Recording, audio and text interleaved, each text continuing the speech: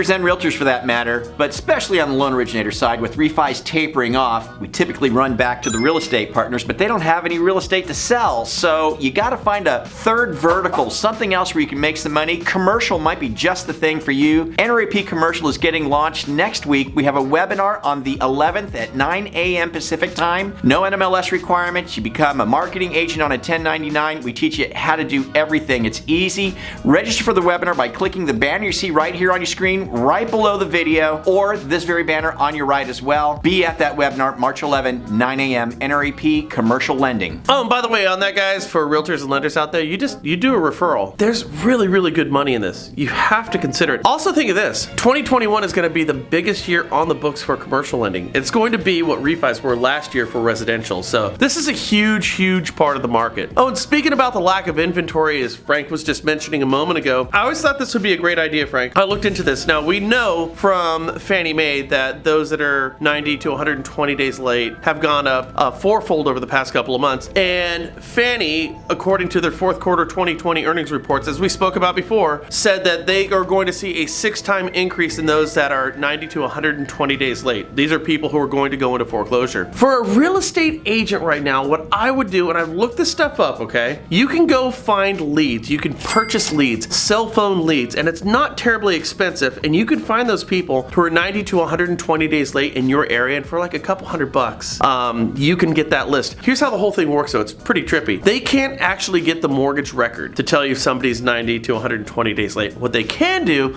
is tell you if that person owns a house, yes or no, and if they are falling behind on other debts. Meaning, if somebody's falling behind on a bunch of their credit cards over the past 6 months, there's a high probability that that person is going to also be behind on their mortgage payment. These escalating numbers. I say this because as a real estate agent, you could pick up some of that inventory. And the last time I checked, a listing for a real estate agent is like a freaking Willy Wonka ticket. Give it a shot.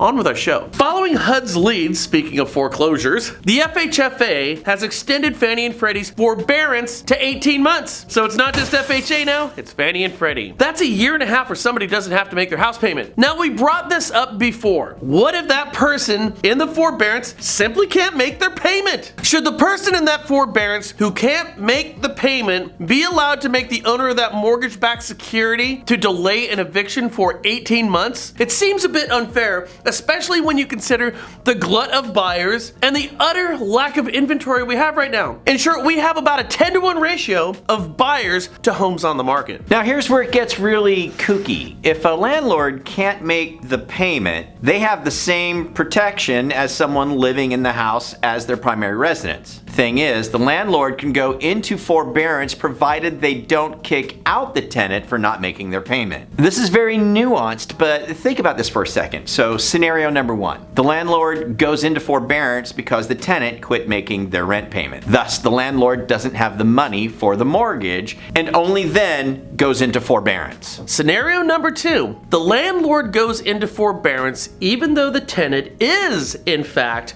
making the payment. Now, the tenant discovers the landlord is not making the payment, so the tenant quits making the payment. That one's a no-brainer.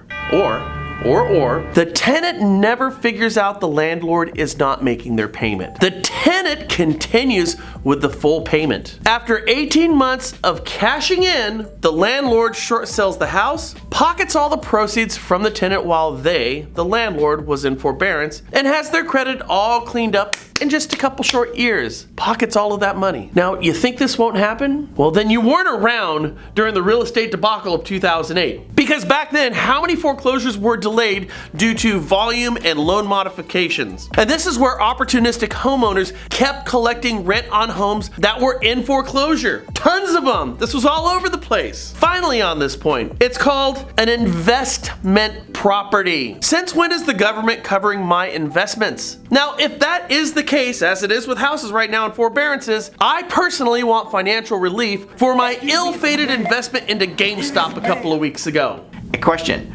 Are we living in an upside down world or what? An upside down world where what's up is down, what's down is up, what's right is left, what's left is right. It does seem like a lot of that's going on right now. Everything you know is wrong. Black is white, up is down, and short is live on. But not with you and your business, because we're going to focus. We've got some great stuff for the rest of this week on tap for you, so make sure you tune in. Now, if you're meeting us for the first time, subscribe, share it on your social sites. Helps us out, helps you out. Keep the conversation going. Best thing you can do is get our app. Like my hand movements, this is to keep you engaged. To get our app, all you have to do is this. Download the National Real Estate Post mobile app today.